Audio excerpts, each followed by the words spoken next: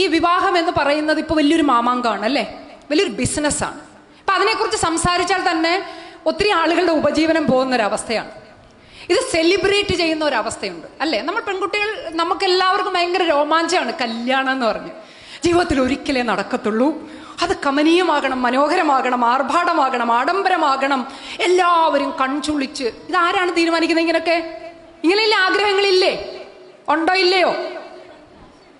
ഇല്ലെന്ന് പറയുന്നുണ്ടെങ്കിൽ അത് ഏറ്റവും നല്ലത്. പക്ഷെ ബഹുഭൂരിപക്ഷത്തിനും അങ്ങനെയാണ്. ഇപ്പൊ കഴിഞ്ഞ ഒരു 10 വർഷത്തിന് മുമ്പ് വരെ ഒറ്റ ദിവസം ഉണ്ടായിരുന്ന ഒരു കല്യാണം ഇന്നിപ്പോ എത്ര ചടങ്ങോടെയാ നടക്കണേ? ഇത് എവിടുന്ന് വന്നതാ ഇതൊക്കെ? ഇത് എവിടുന്ന് വന്നതാണ്? ഈ മെഹന്തി കല്യാണം എവിടുന്ന് വന്നു? സേവ് ദ ഡേറ്റ് എവിടുന്ന് വന്നു? ഈ തലേദിവസത്തെ മെഹഫിൽ എവിടെ നിന്ന് വന്നു?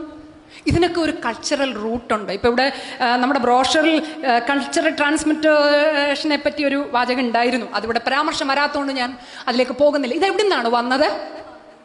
നിങ്ങൾ അറിയാതെ അറിയാതെ അറിയാതെ ഇതൊക്കെ പണ്ട് നൂറ്റാണ്ട് മുതൽ ഇവിടെ നടന്ന സംഭവമാണെന്നുള്ള തരത്തിലാണ് ആഘോഷിക്കുന്നത്. ഇത് കേവലം 4-5 കൊല്ലമായിട്ടേ ഉള്ളൂ. ഇതൊക്കെ മറ്റ് ആളുകളുടേതാണ്.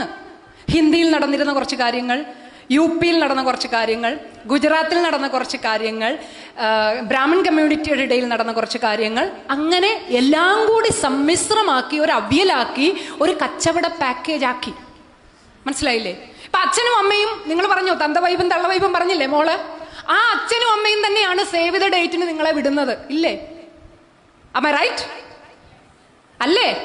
എവിടെയാണ് ഈ കോൺട്രഡിക്ഷൻ? എന്താണ് ഈ കോൺട്രഡിക്ഷന്റെ പിന്നിൽ വർക്ക് ചെയ്യുന്നത്? മനസ്സിലായിട്ടുണ്ടോ?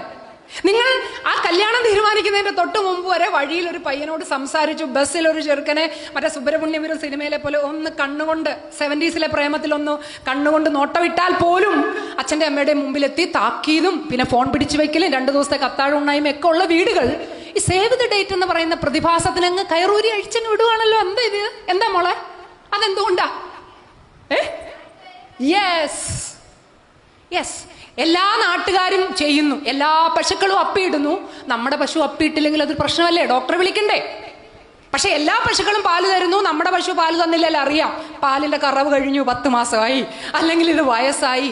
അവിടെയാണ് ലോജിക്ക്. മറ്റേതിന് ലോജിക്കില്ല അല്ലേ? എത്ര പാവപ്പെട്ട വീട്ടിലെ അച്ഛനമ്മമാരാണ് ഈ സേവ് ദ ഡേറ്റ് നടത്താനും മൈലാഞ്ചി കല്യാണം നടത്താനും ഈ പറഞ്ഞ പോലെ തലേ ദിവസം മെഹഫിൽ നടത്താനും. പിന്നെ അതിനേക്കാൾ ഭീകരമായി ഞാൻ ഞെട്ടിയിട്ടുള്ള കാര്യം, തിരുവനന്തപുരം പോത്തീസ്, RMDs, മറ്റേത് മറിച്ചത്, പിന്നെ ഇവിടൊക്കെ വിട്ടിട്ടങ്ങ് തമിഴ്നാടും കർണാടകയും എന്ന് വേണ്ട എവിടേക്കൊക്കെയാണ് ഫാമിലി ഡ്രസ്സ് എടുക്കാൻ പോകുന്നത്. ഞാൻ നിങ്ങളോടൊന്നല്ല, ഈ എന്നോട് പിണങ്ങരുത്, ഈ ഓൾ സയൻസ് കോളേജിലെ പെൺമക്കളോടല്ല, കേരളത്തിലുള്ള മുഴുവൻ പെൺകുട്ടികളോടും ചോദിക്കാൻ നാണമില്ലേ നിനക്കൊക്കെ? നാണമില്ലേ നിങ്ങൾക്കൊക്കെ?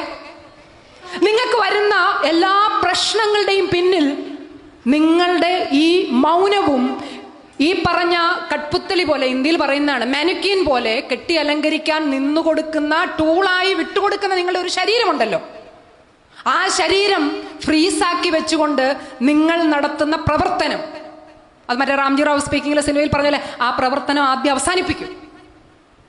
ഇനി അതല്ല, കുറച്ചു പേർക്ക് ഇതങ്ങ് ഇല്ലാണ്ട് ജീവിക്കാൻ പറ്റില്ലെന്നാണെങ്കിൽ പോയി പണിയെടുത്ത് സ്വന്തമായി പണം ഉണ്ടാക്കി പോയി നടത്തൂ. എന്താ റൈറ്റ് അല്ലേ? ഈ സേവ് ദ ഡേറ്റും മണ്ണാങ്കട്ടയും ഒക്കെ നിങ്ങൾക്ക് നടത്തണമെങ്കിൽ പാവപ്പെട്ട അച്ഛനമ്മമാർ അരി കഴിക്കാതെ, വെള്ളം കുടിക്കാതെ, രോഗം വന്നാൽ മരുന്ന് വാങ്ങാതെ കരുതി വെച്ച, ഉറുമ്പിനെ പോലെ കരുതി വെച്ച പണം കൊണ്ടുപോയി ആറ്റിലൊഴുക്കുന്നു, തോട്ടിലൊഴുക്കുന്നു, കടലിൽ കുളിക്കുന്നു, മൈലാഞ്ചിയാക്കി കളയുന്നു, പോത്തീസിന്റെ പട്ടായി കളയുന്നു. പിന്നെ എന്തൊക്കെയാ സംഭവിക്കുന്നത്? അവിടെയാണ് മകളെ ഭയം പോകാതിരിക്കുക.